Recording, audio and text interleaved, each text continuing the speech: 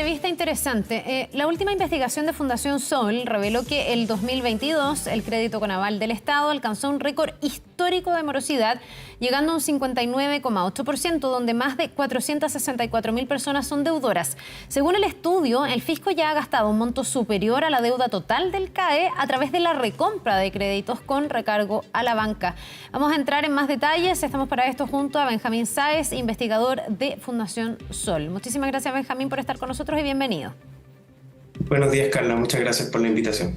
Ya, es una investigación bien pertinente cuando una de las promesas de campaña del presidente Boric es la condonación del CAE, algo que se ha puesto en duda en el último tiempo a raíz de lo millonario que es, digamos, es un costo fiscal altísimo el tener que condonar el CAE. Lo que ustedes hacen es ver lo que el Estado ha tenido que pagar hasta ahora y parece que eso es más incluso de lo que significaría condonarlo.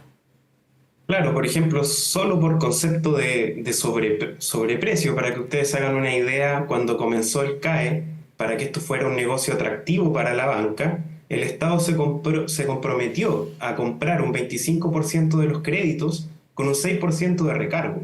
Y lo que vemos, lo que ha pasado históricamente, es que el fisco ha comprado, ¿verdad?, una cifra que es superior al 50% de los créditos, muy superior al 50% de los créditos, y con un recargo que llega casi al 25%. Es decir, si miramos solo lo que ha gastado el fisco en términos de un pago adicional que le ha hecho a la banca, ha gastado más de 1,3 millones de pesos, es decir, 1,3 billones de pesos desde que ha entrado en funcionamiento el CAE, todos estos años, casi 18 años. Sí. Partamos entendiendo por qué se han comprado más créditos que los comprometidos, porque tú me dices un 25% y me dices que ahora llevamos en un 50%, me imagino que eso tiene que ver con la morosidad, pero además me dices que el recargo era de un 6% y hoy día el recargo en realidad es de un 25%. Entonces, ¿por qué se han dado estas dos situaciones? Así es, efectivamente hay una pregunta importante ahí que tiene que responder la autoridad, la comisión ingresa, ¿cierto? Quienes han ido viendo año a año las licitaciones de la banca, debido a que, digámoslo, mediante un sistema de licitación se determina cuánto es lo que el Estado va a comprar a los bancos de los créditos que ya han entregado a los estudiantes. Y en ese contexto vemos que hay instituciones, digamos, son tres fundamentalmente, las grandes instituciones bancarias que han recibido gran parte del CAE, ¿cierto? Scotiabank, Banco Estado e Itaú, concentran prácticamente el 85% de los créditos CAE, ¿verdad? Y en cierta forma, digamos, en las distintas instituciones vemos porcentajes de recompra que superan en algunos casos el 60%. Esto también se da en las instituciones de educación superior y por lo tanto incluso hay casos de créditos en los cuales el acreedor hoy en día en realidad es el fisco, más que la banca privada. Y eso es una situación bastante compleja. Si miramos sobre todo el monto que se ha gastado en esta recarga, ¿verdad? Lo que se ha pagado extra al monto original de los créditos equivale a 1,3 millones. Hoy en día, para que tú te hagas una idea, Carla, la deuda vigente, el saldo de deuda de quienes están al día con el CAE es el doble de este monto. Es decir, el Estado ya ha gastado para pagarle a los bancos un monto extra, ha gastado la mitad de la deuda total de las personas que hoy día están al día con el CAE, que son 2,6 millones de pesos. Por lo tanto, es una cifra bastante grande y que nos lleva a preguntar si el Estado está dispuesto a gastar esta cantidad de recursos en la banca. ¿Por qué no se aborda el problema de fondo aquí, que tiene que ver con la legitimidad de esta deuda y el problema de la condonación? Porque estamos hablando que 6 de cada 10 personas que tienen este crédito hoy en día están morosas. Por lo tanto, es difícil atribuir, ¿cierto?, esto solamente a un problema de un comportamiento individual. Es decir, el Estado está promoviendo una política pública que hoy día abarca más del 19% del presupuesto total de la educación superior, como el CAE, que lo que está generando al Estado es un problema al futuro porque está generando altos niveles de morosidad en un grupo poblacional, ¿cierto?, que se le está haciendo la promesa de movilidad social. Por lo tanto, que hay un problema bastante profundo y que vemos que se sigue manteniendo en el tiempo y no se le pone un punto de término, debido a que este crédito, a pesar de que hoy en día existe la gratuidad, se sigue entregando a miles de personas año a año. Ahora, yo me imagino que aquí hay dos planos de análisis. Uno tiene que ver con qué pasa con aquellos que ya están dentro del CAE y luego también si es que se condonara o no buscar nuevas vías de financiamiento, porque ahí sí que tengo la impresión de que hay cierto consenso de que la forma en que se hizo este crédito con aval del Estado terminó teniendo intereses usureros, siendo una mochila para las personas. De hecho, se le han hecho correcciones tratando de que sea más atingente al sueldo, que no agobie, no asfixie a quienes han optado al CAE. En esos dos planos hay dos cosas distintas. Más que preguntarte qué debiese pasar si se termina con el CAE, te quiero preguntar si no puede estar en el fondo dentro de la lógica de hasta ahora no perdonar o no condonar lo caro que saldría eso, por más que ya se ha gastado más que eso, lo entiendo, pero lo caro que saldría eso y con la idea de que a lo mejor el Estado lo que tiene que hacer es impulsar a que las personas paguen más que condonar, ¿o no? ¿No puede estar ahí la explicación? Bueno, hay toda una discusión, ¿cierto?, respecto a qué hacer en los distintos casos. Por ejemplo, qué hacer con las personas que se encuentran al día, qué hacer con las personas que se encuentran en mora. Aquí, lamentablemente, hay un tema socioeconómico también de por medio. Si revisamos los datos, tanto por las comunas de origen de las personas que acceden a estudiar con el CAE, ¿verdad?, como por distintos indicadores, mirando los niveles de pobreza, en el estudio lo podrán ver en detalle, pero lo que demuestra es que justamente la morosidad se concentra en los sectores de menores ingresos. Por lo tanto, también si nosotros de plano decimos simplemente aquí vamos a resolver el problema de las personas que están al día, ¿cierto?, que hoy en día deben 2,6 billones de pesos, y no de las personas que están en mora, que hoy en día el total de mora es de 3,7 millones de pesos aproximadamente, es decir, una gran mochila, un gran problema a nivel país, tanto para los hogares como para el fisco, ¿verdad?, de alguna manera.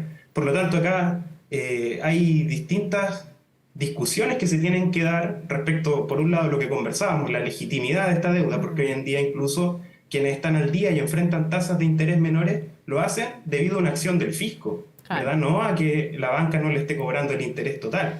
Por lo tanto, hay problemas de diseño de esta política, ¿verdad? Hay problemas de implementación, como tú señalas, se han corregido cosas, pero en el fondo, si es que descartamos de plano este problema de la condonación, o decimos, mira, las personas morosas no van a poder acogerse a ningún tipo de beneficio, vamos a estar justamente descuidando a uno de los sectores, digamos, que tiene más riesgo, en este sentido, que justamente uno de los más afectados, debido a que hay una segunda derivada de esta investigación que de una forma también muestra cómo los planteles, al tener garantizado el acceso de estos jóvenes a los que se les va, a estas personas que se les va a prestar un monto de dinero mediante la banca, ¿verdad?, genera un incentivo también para la educación superior al aumento de aranceles por sobre la capacidad de pago muchas veces que tienen efectivamente estos hogares. Lo que vemos hoy día, por ejemplo, en lo que son los aranceles de referencia y los aranceles reales, hay universidades como la Universidad Andrés Bello, por ejemplo, que encontramos diferencias promedio que superan el 1.800.000 pesos en términos de lo que es un arancel real, es decir, el crédito que le van a entregar a la persona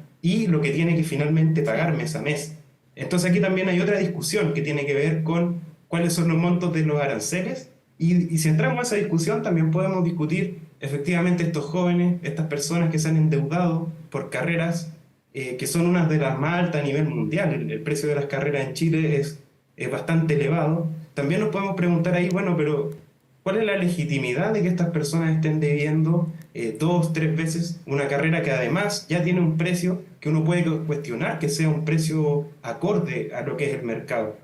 Hoy en día acaba de salir hace poco, el mes pasado, la regulación respecto a lo que son los aranceles regulados para las instituciones que entregan gratuidad. Y podemos ver ahí como en distintos casos lo que están cobrando en carreras que reciben beneficios del Estado, ¿cierto?, que reciben el pago de los hogares, no necesariamente es acorde a lo que se está entregando en términos de calidad educativa, de infraestructura, ahora, de empleabilidad. Benjamín, sí, para ir como ordenando, porque son hartos puntos, desde revisar los aranceles hasta el tema de la condonación. Me quiero quedar con este último porque es el que además se ha puesto más sobre la mesa y más en la agenda. Ya hay un compromiso hoy día, insisto, que se ha visto a lo mejor, no sé, condicionado por las apreturas y porque hoy día se requiere plata para un montón de cosas. Pero respecto de la condonación propiamente tal del CAE, Claro, tú me dices, esto a lo mejor no se está abordando, y yo me pregunto si no está abordándose a lo mejor mal en el sentido de que se ha planteado de forma universal permanentemente. Estamos hablando como de la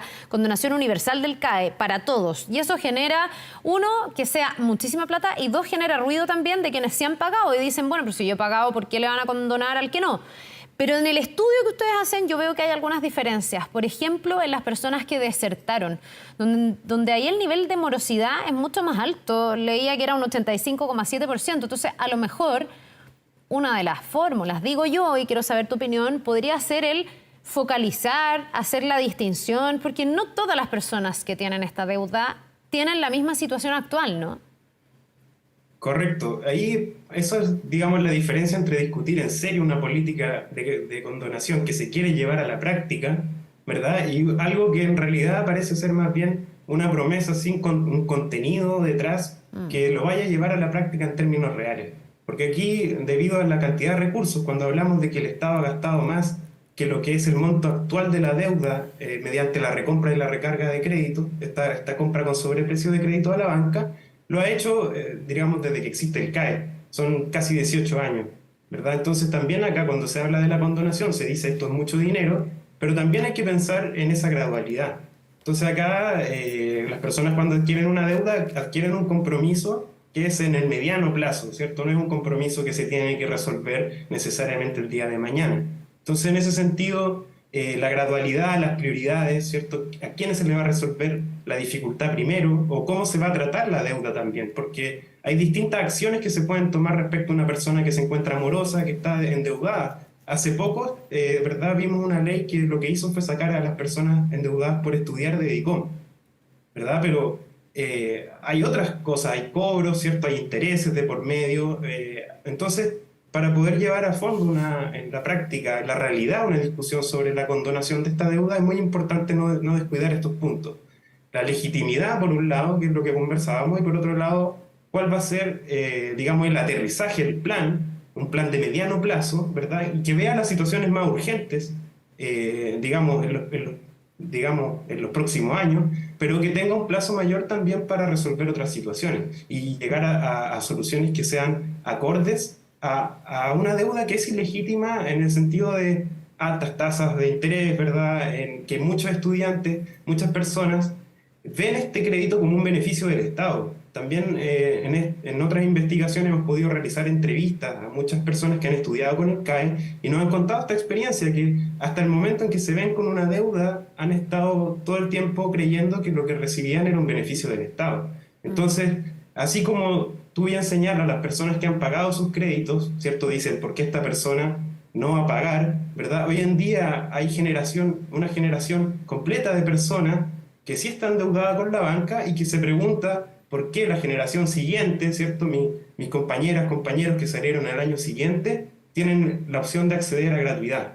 Y yo solo pude acceder al CAE, ¿verdad? Sí, ahora, entonces, ahí hay preguntas también en ese sentido de la legitimidad, ¿verdad?, de esa deuda, porque algunas personas tienen que pagar, otras no, justamente porque se han ido haciendo estas políticas y no se ha abordado de fondo el problema que es el financiamiento de la educación superior, en una lógica que no sea siempre el financiamiento de la demanda, sino que también, por ejemplo, discutir cuál es el financiamiento de la oferta de educación superior que se va a hacer en Chile, porque hoy en día es mínimo y prácticamente no existe. Sí, ahora, igual no deja de llamarme la atención que tú digas que cuando se le pregunta a las personas hayan creído que esto era un beneficio del Estado y no un contrato que finalmente tú estás firmando, porque aquí todas estas personas firmaron un contrato, se comprometieron a pagar esa plata que en el fondo se les está prestando y uno supondría que entienden que cuando tengan ingresos van a tener que empezar a pagarlo y que aquí hay bancos que están otorgando esos créditos. Tú dices que eso no ocurre, o sea, que aquí ha habido desinformación que también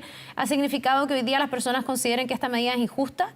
Porque si fuera lo contrario y había conciencia, alguien más frío podría decir, bueno, pero es que si tú firmaste el contrato, tienes que pagarlo porque hoy día te lo tendrían que perdonar, como casi todos los contratos que uno firma, ¿no? Pero aquí tú también apelas a la desinformación. Claro, porque, mira, tiene mucho que ver con cómo se presenta el crédito, ¿verdad? Que es un crédito que justamente en su nombre, ¿cierto? Tiene un aval del Estado, te da una impresión. Claro. Pero también con el juego que existe también entre las casas de estudio, la comisión ingresa y cómo se produce este interés por captar matrícula también. Es decir, también en el intento de captar más matrícula, muchas universidades hacen esto, prácticamente te obligan en algunos casos, te presionan, por así decirlo, para obtener este tipo de beneficios, porque es como tu forma de poder acceder finalmente a la promesa de estudiar, de tener un mayor recurso y eventualmente poder pagar. Muchas personas que ingresan a la educación superior, por ejemplo, tampoco tienen quizás tan presente el problema de la empleabilidad futura, ¿cierto? No se discute mucho también en materia de educación superior cómo ha crecido la matrícula de las distintas carreras. Es decir, el país efectivamente requiere esta expansión de matrícula. Hoy en día tenemos 1,3 millones de personas en la educación superior. Cuando inició el CAE, ¿verdad?, era prácticamente la mitad. Se ha duplicado, han aumentado en más de 638.000 las personas que han accedido a la educación superior. Ahora, eso, ¿cómo se ha hecho? ¿Quién ha definido cuánto crecen las matrículas? ¿Cuánto crece cada carrera?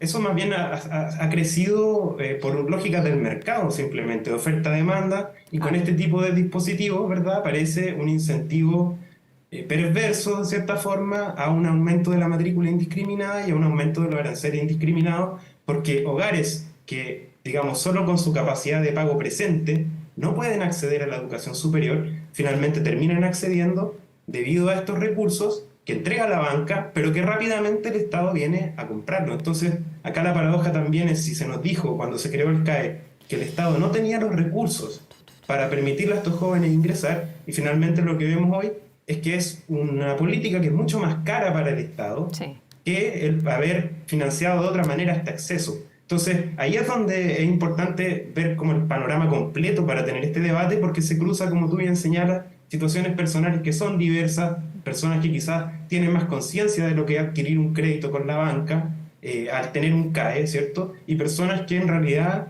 con desconocimiento, con mucha esperanza, con mucha expectativa, ingresan a la educación superior con este mecanismo que cualquier persona que ve una política pública del Estado en general tiende a confiar, ¿cierto? No entra con desconfianza a recibir un beneficio, entre comillas, ¿cierto? Un crédito en este caso, con un aval del Estado, y por lo tanto se generan esas expectativas. Hoy en día vemos que esas expectativas se están derrumbando para muchos hogares y es un problema de fondo, y sobre todo por esta situación que tenemos hoy, que convive una política de gratuidad que también tiene sus dificultades y que probablemente las vamos a empezar a observar en los próximos años, y la política del CAE que se viene arrastrando hace un tiempo y que es importante definir.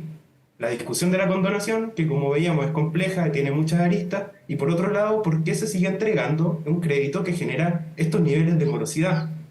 Es decir, vamos a seguir invirtiendo dinero del Estado, del fisco, en generar una bolsa de personas deudoras que no están pudiendo acceder a esta promesa de movilidad social, ¿cierto? Que es lo que de alguna manera se les ha prometido con este acceso a la educación superior, y que, digamos, se ve posteriormente con todos los problemas de subempleo profesional y otras dificultades, los temas salariales, ¿verdad?, que terminan incidiendo en que tengamos estos niveles de morosidad. También lo que tú planteas, se empiezan a abrir estas expectativas de condonación y obviamente se hace aún más ilegítimo, digamos, el tema de pagar la deuda. Entonces comienza a aumentar también la morosidad por distintas razones. Ahí es importante, digamos, tener esta discusión de fondo y no descuidar que esto ha beneficiado sobre todo a tanto a planteles como a ciertos sectores de la banca. Entonces ahí también es importante observar que hay sectores que se han beneficiado con esta política, y eso es un punto que tampoco podemos descuidar. Bien, pues interesante estudio, un insumo también para poner números en una discusión que sigue abierta y una promesa que está ahí. Vamos a ver si se alcanza a cumplir en el gobierno. Benjamín Sáez, investigador de Fundación Sol, muchísimas gracias por habernos acompañado esta mañana. Gracias, Carla. Que te vaya muy bien. Nos vemos.